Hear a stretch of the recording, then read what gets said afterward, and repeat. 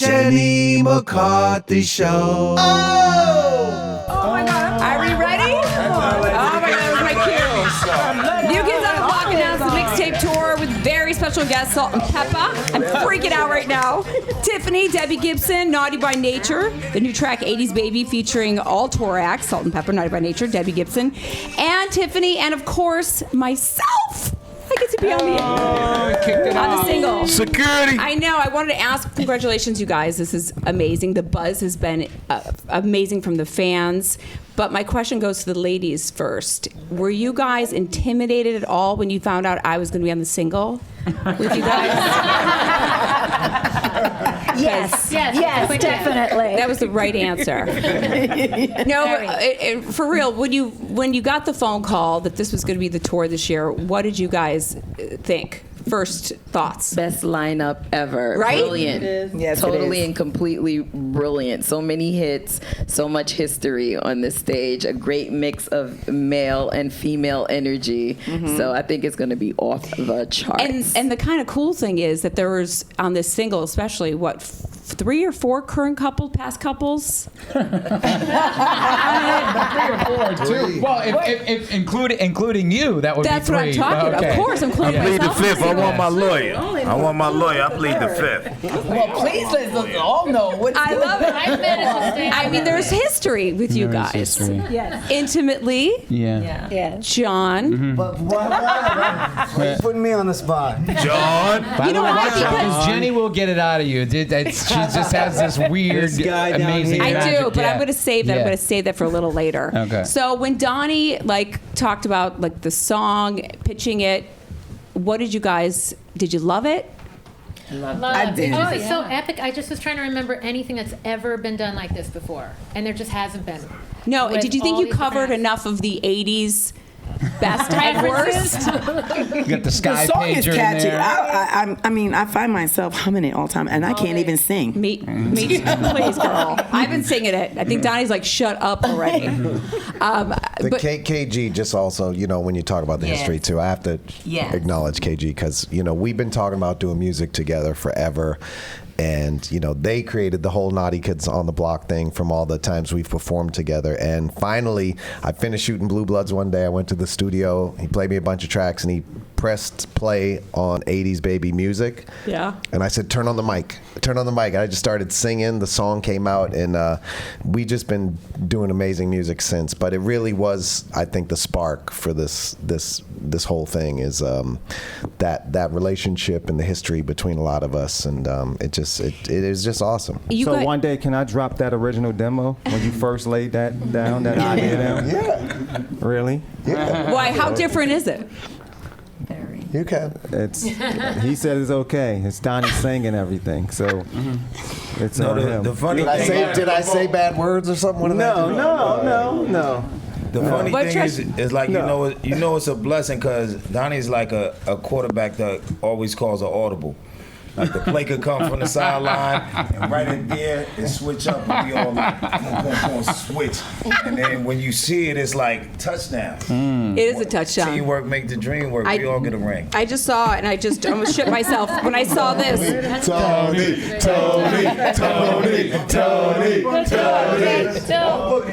Jersey representing. You guys, I saw a 53-city tour. I nearly shit. I was like, Donnie didn't talk to me about this. I know. alert. 53 I just cities. texted my wife. I was like, FYI. How are you guys feeling about it, especially the ladies? What do you think it's going to be like? Oh, I think it's going to be a lot of fun. excited. I mean, from the music to this group of people, it's just going to be a lot of high energy, lots of fun, and the fans are going to definitely have a great time every show. We're gonna bring I would use the word pandemonium. Yes, I used that earlier today, actually. What is it about the new kids, especially their fan group, that made you guys also want to be a part of this? Well, they're like the most loyal fans on the planet, the New Kids fans, and it crosses over to all of us. But you know what? People can't always buy multiple tickets to everybody's show. True that. Tickets are expensive, and so, I think I've just felt like, oh my God, I'm so grateful I'm getting adopted by the New Kids for the summer. Just gratitude. I mean, And when you speak about the fan base, I mean, we all here have fan base, but I went to New Kids concert, and I'm like, wow, so I was like, yeah, the girls love them. That's for sure. I don't blame them. But they've also done a really good job, like you guys have, of just keeping connected and having that gratitude with your fans. Absolutely. It's rare you have this many headliners all together, working together, no egos, just making sure that it's a great experience. And to be down with these guys is like, it's amazing for us because we grew up listening to their music, and it's like a mutual love for one another. Just, but it's a lot just from today, a lot of mutual respect and support, like already. And it's funny for me. Like I see people coming, in our concert, and I said that before, dress up like, like the 80s, with the door knocker earrings and the dookie gold chains, and and all that. And then, I see the fans as well on the lines, bringing back their memory of the 80s and the 90s, you know what I mean? Yeah, the 80s. nostalgia of it all. They come up, they show out, and it's going to be a lot of bubble yum and Rubik's cubes. And possible Aquanet. That's the only thing that was missing from the song. I'm like, where's the freaking Aquanet? Big hair just implies Aquanet. That little clip of you in the beginning, that little photo, there was enough Aquanet in that photo. I know. She's so flammable. The ozone layer is still recovering. You guys are known for having great, cameos pop up. Vanilla Ice has popped up before, a bunch of other artists. Are there going to be more surprises on tour? I'm sure we all have relationships too. I mean, Naughty popped up on Beyonce and Jay-Z's show like a week ago, and it was mania. Right, how was that? Pretty awesome. But leave it up to this guy right here. No telling who may show up. Michael Jackson may show up on this tour. He's alive? We'll figure it all out. We all have a lot of creativity and a lot of ideas. We'll try to make all fit together, and I'm sure we'll see a lot of people along the way and invite people out to surprise. I mean, that's the thing. It's a mixtape, so I'm sure if we're in Seattle and Sir Mix-a-Lot's around, you might pop up and do his big booty song. We'll play it by ear and see how it goes, but we're just gonna have a great time. The beautiful thing about mixtapes is it came from people that didn't have money to buy everybody's album, like it was said. So when you get one mixtape that splices everything together, it was like you can get one tape of everybody. So with this here is like a splice of, we come out on each other's shows, we do our own sets and everything else. So the crowd never even has a time to just sit down and be like, oh, this is just one artist or one group's show. It's like you just, and like I said, we all fans, we watch each other's shows, so to blend it together, it was just genius just to do that. And it's the visual about it, because when you hear mixtape, you think about it from back in the days, Totally. It's brilliant. Getting that mixtape from your boyfriend. Exactly. Hearing how much he loves it. Just kidding, Donnie. You never had a boyfriend before.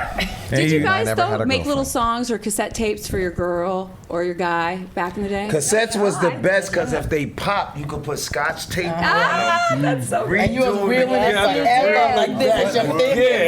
You never had a CD to skip or nothing. It was a mixtape. I'm telling you, when the tape, they last. I put in a tape. I've been telling this story. But I found the demo for Please Don't Go Girl, our first hit record. Can I finish this? Who'd have thunk it? Let's go Jinkies. Okay. Let's go Jinkies. But no, the quality of the tape is amazing. It is. All these MP3s, you don't know what you're missing until you put a tape back in the cassette. So true. And so, not to get all, make the analogy, but I mean, that's the love and the feel and the heart that we came from, our era and our fans. So, I think it's gonna translate to the night. We all heard the single, 80s Baby. It definitely figured out how to put that nostalgia, but still make it a kind of a poppy sound song. How are you going to do that is it the rest of the EP like that, or is it a big? Oh, we're just. I mean, everyone has their own music, so we're figuring out as far as new kids, new music. Yeah. We're with KG, so it's. What does that mean? What does that mean? That we started with one song. We've recorded 6 songs, and I literally go from Blue Bloods to the apartment, which is a mile from KG's studio. I eat a sandwich, as you know, and I go to the studio with him. If you're not in town, I'm in the studio with KG, and we're making songs, and the guys come in whenever they can. All the and do what sandwiches they is can. going by the time I get to the studio. That's what I want to know. But you're making songs, so we can look forward to some. Oh, most likely we'll have a new album, probably fully recorded within 2 months, and then we're going to keep writing. I mean, Joey usually gets a energy burst and starts writing too, and he hasn't even started that process. I haven't even put my single in. That's right. That's right. Hey, Don, well, can I say that when you got Lars, who produced our vocals, they flew him to Vegas. I live in Vegas, and he was playing some of the new stuff kind of off to the side, and I was like, oh, I'm going to sneak peek at the NKOTB album. To me, it sounds real modern. I mean, to me, it's like really current and strong from what I could hear. You know, kind of anthemic in places, so I'm excited for it. It's sexy too, without giving too much away.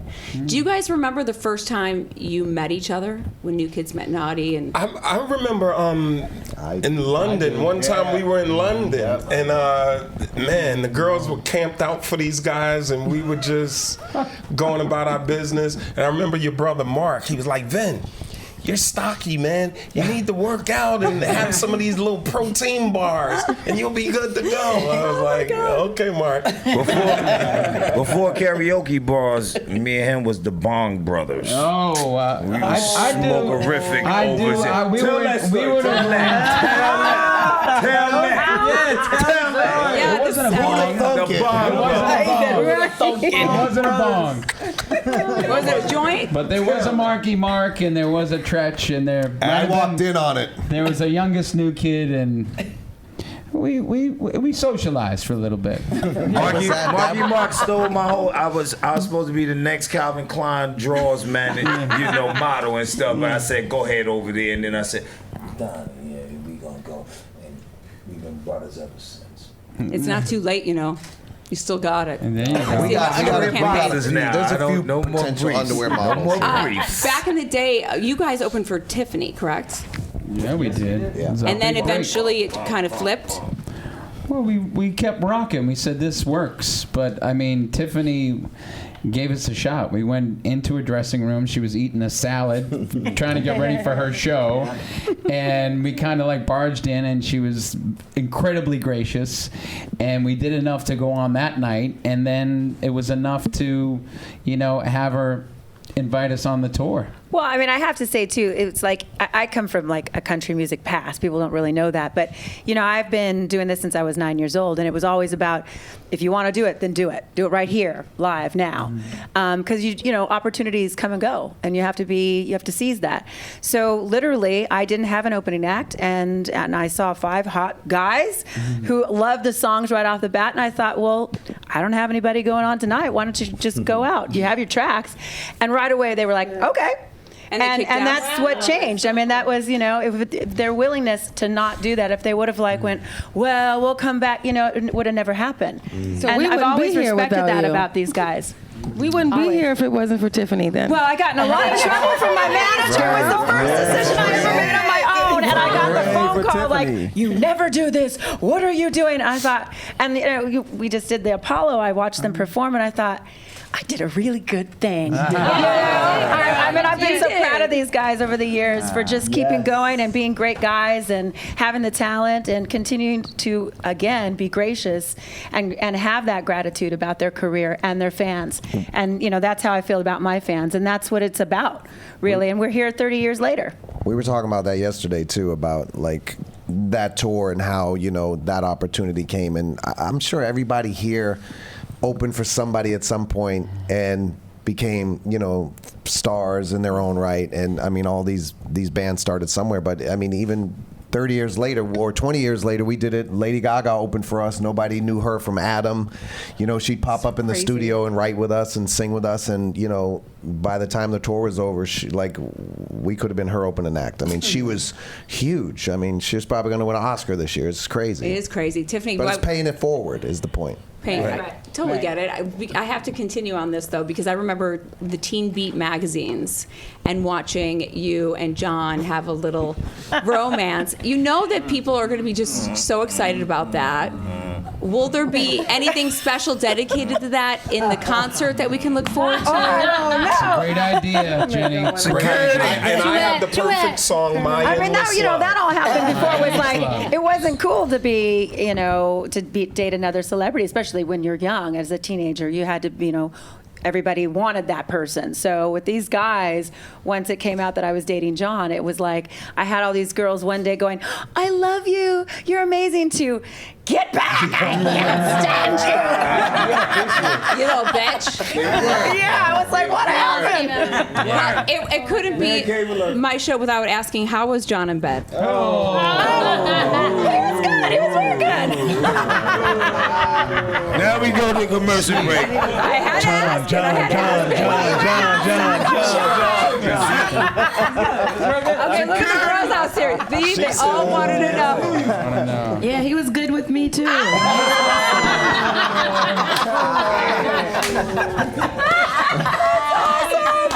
Salt-N-Pepa, I got to ask you girls, I saw that you recently did an interview, you were talking about how just dynamic and how this moment has been so great for you guys, that you guys are, asking for higher fees and you're getting it, and it's just all come back around. What is the reason behind that?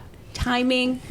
Fans, like Pep always says, it's timeless music. It's the energy and the exchange between us and the crowd. We go hard on stage. It's very important for us to put on a good show.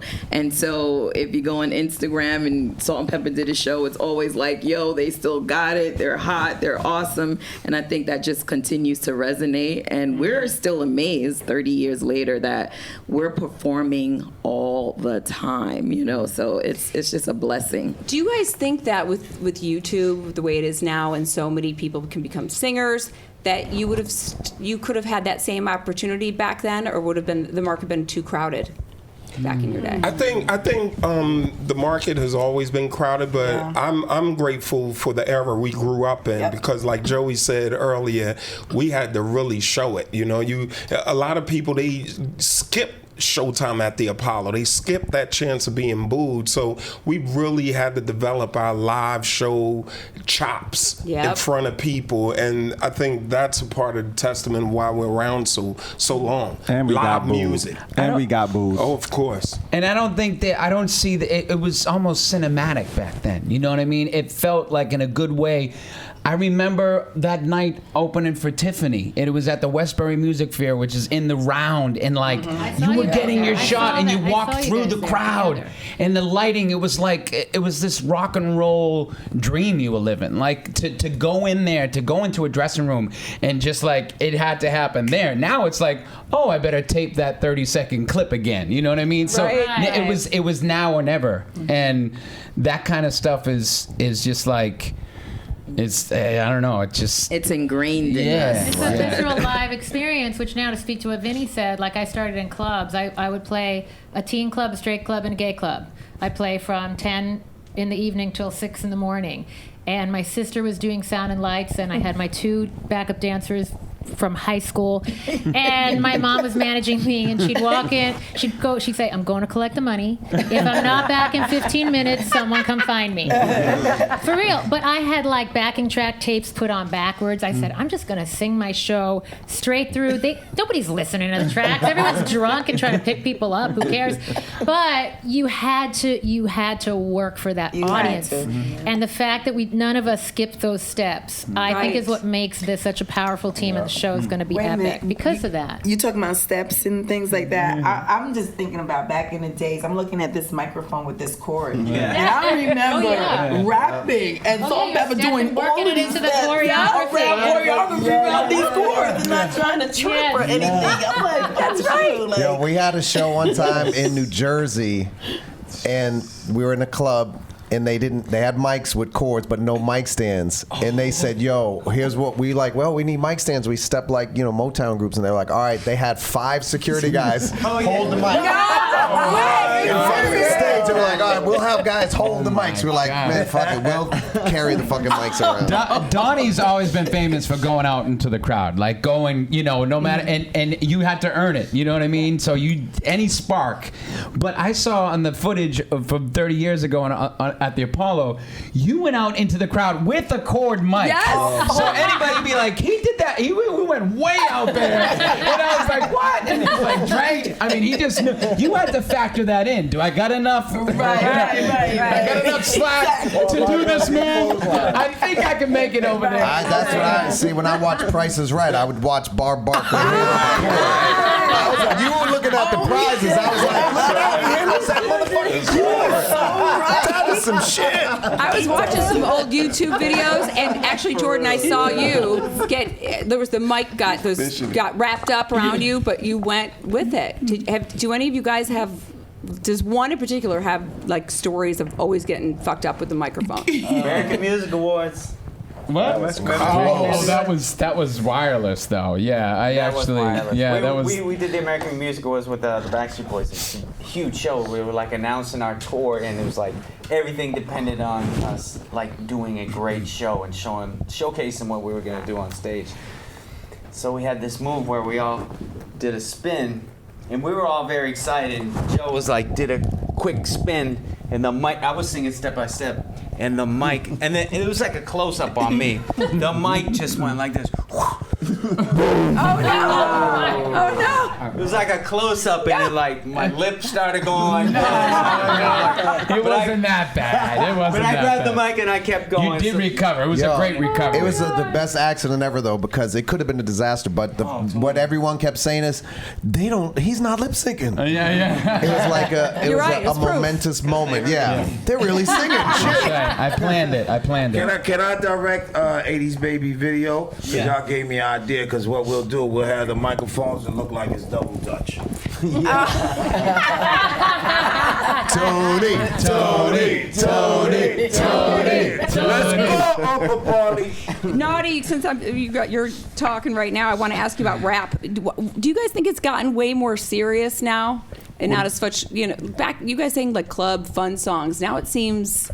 Well, I think it's turn up music, and a lot of this music is coming out of the strip club, so the guys are definitely happy today, But it's just a different time, and I caution anyone to say, oh, I don't like today's hip hop, because when you really look at it and you dig a bit, there's a lot of great hip hop in there and out there. There's always been whack MCs, sucker DJs, and corny groups, But it's out there, man. You have to embrace it, and you can't take it for granted, because just like disco just went away, this hip hop thing could go away, and then But remember, that was the number one question: would hip hop last? Right. That was a time. That was it. So to be here today, hip hop. And it evolved in a way that you're okay with. Of course, and look at what we have here.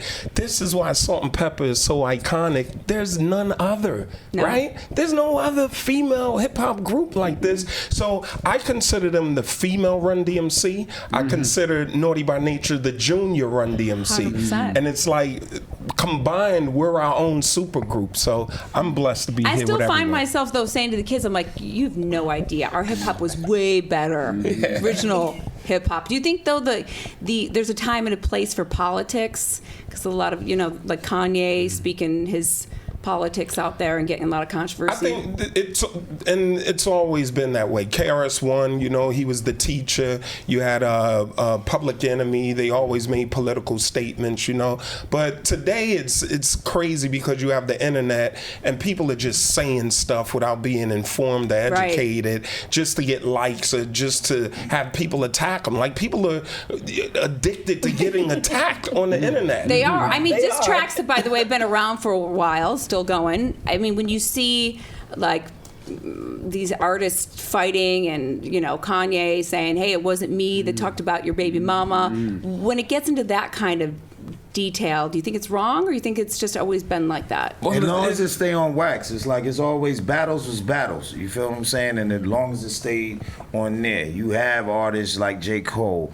like Drake, that's hot, like Kendrick Lamar, that speaks and it's out there. But it's like, as long as you keep a battle on record, it's like we might have messed a lot of things up because I was after niggas' head if they said something disrespectful about me.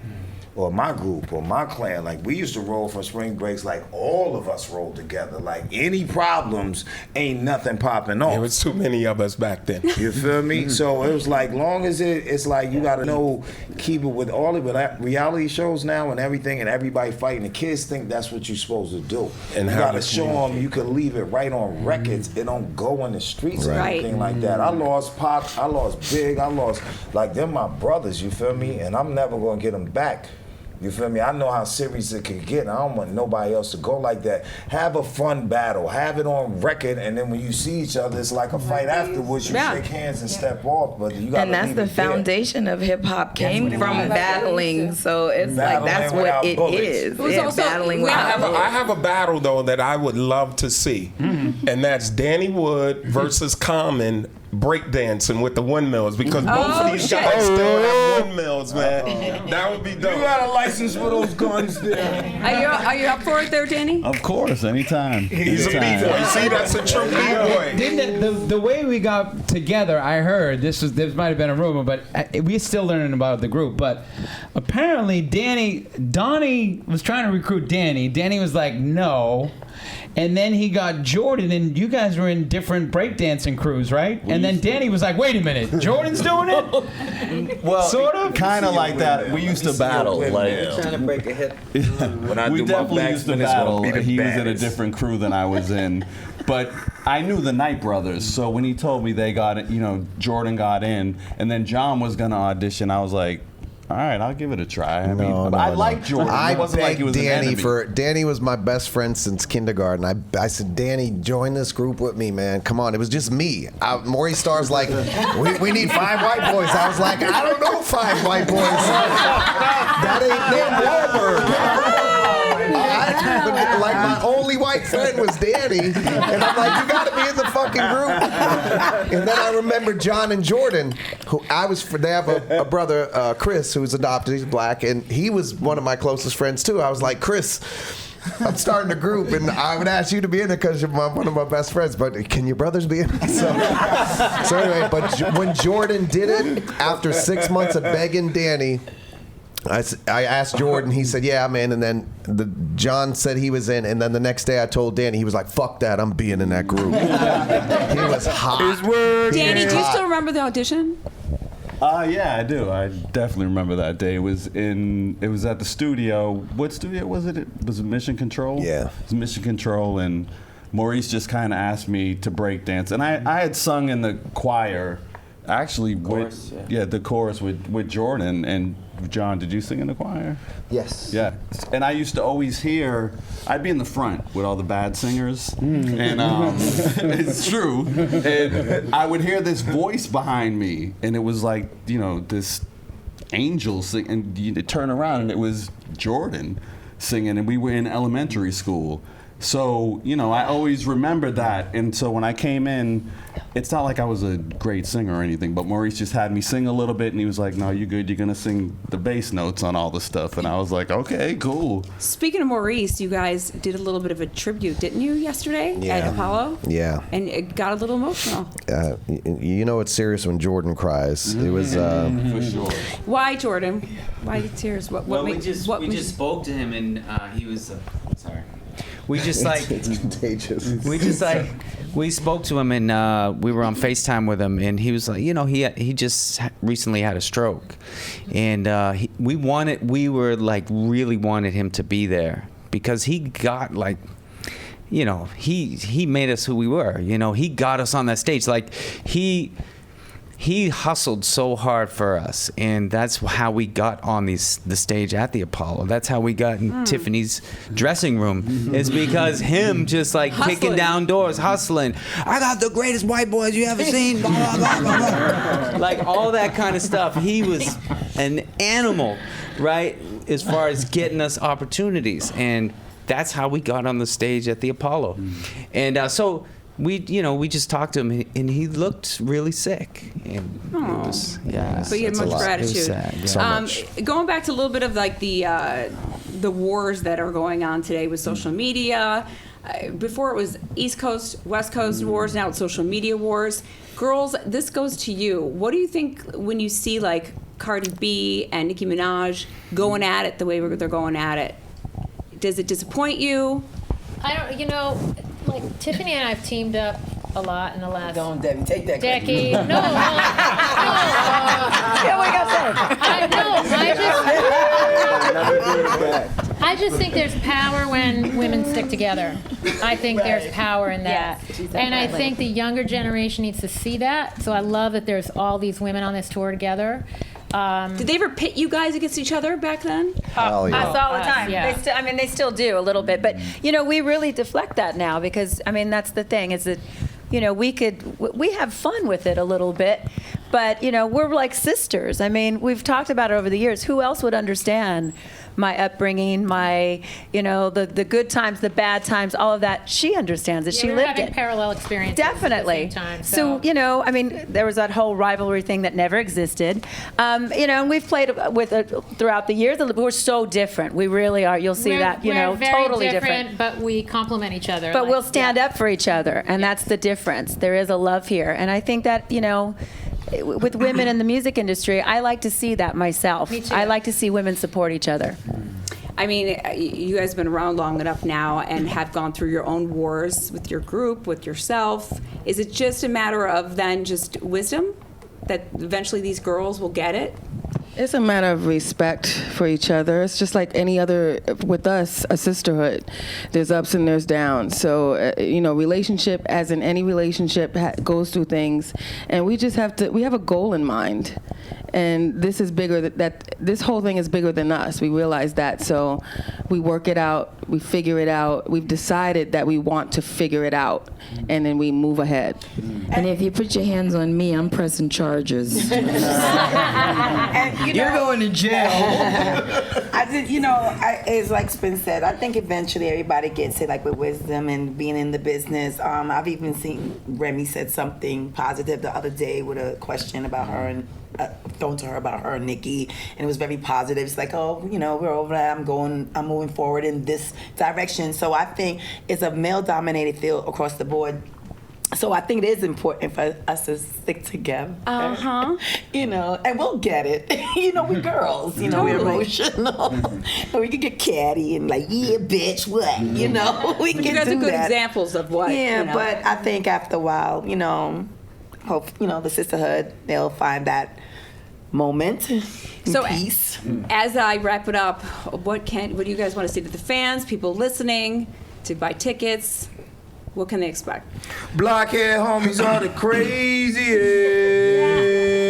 I think our fans is going to get a great experience. They're going to get what they came for and what they loved us for.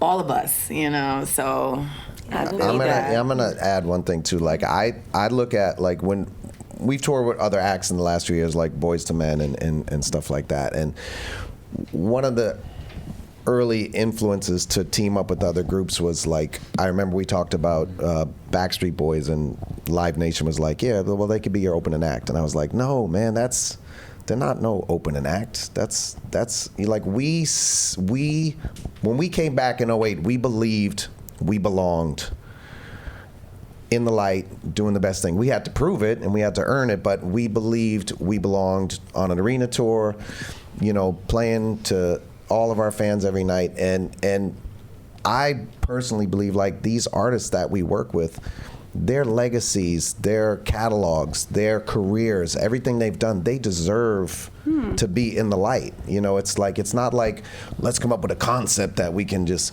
get people to show up. It's like, no, like Salt-N-Pepa should be playing in sold out arenas every night. Naughty by Nature they're the hip hop OG Beatles, call them what you want. They should be there. Tiffany, Debbie, all these acts belong. And to me, it's just, if we believe it, we put it together, we commit to it, and put it out there, you have to believe it to achieve it, and I believe it, and I know that all these artists believe in themselves, or they wouldn't be here after all these years. And so why not put ourselves where we feel we belong. And of course, we're going to give our best to the fans and do everything we can to make them happy and not take advantage of that. But we have to see it and believe it and manifest it and make it happen. And that's what we're going to do. What you say? Facts is Googleable. He never had us as opening acts. He brings us in the middle of their shows. So everyone is no empty seats or anything from cruises to everything else. So everything he's saying is actual facts. Everybody is like a closing group because it's all one thing. That's what makes this whole mixtape tour, because we going to collide back and forth. Good energy. Everybody no egos. Is a closing act. You feel me? Like everybody's a headline. The buzz is real and big, and I've never been more excited than this tour. The other ones were great. Because you got girlfriends. She got girlfriends to hang around with this tour. All of my You can't hang around with Peppa though. You can't hang out. Are you just saying that because you're our sister? Or are you just saying that because you're our sister? What's going on? Oh, that's funny. Well, congratulations, you guys. Thanks for stopping by at SiriusXM. I'm really appreciative. Of course, the mixtape tour. New Kids on the Block. Very special guests, Salt-N-Pepa, Tiffany, Debbie Gibson, Naughty by Nature. I can't wait to be at every concert doing all my cheerleading moves, all of my dances with Salt-N-Pepa. I can do it all. You'll be seeing me. Bam. Tickets on sale to the general public starting Friday, October 12th. Ticket info and tour dates at nkotb.com. Thanks so much to the Blockheads for supporting GR2. Thanks again, you guys. Let me see your backsmith. Let me see your backsmith. Can we take a picture? Jenny McCarthy Show. Oh!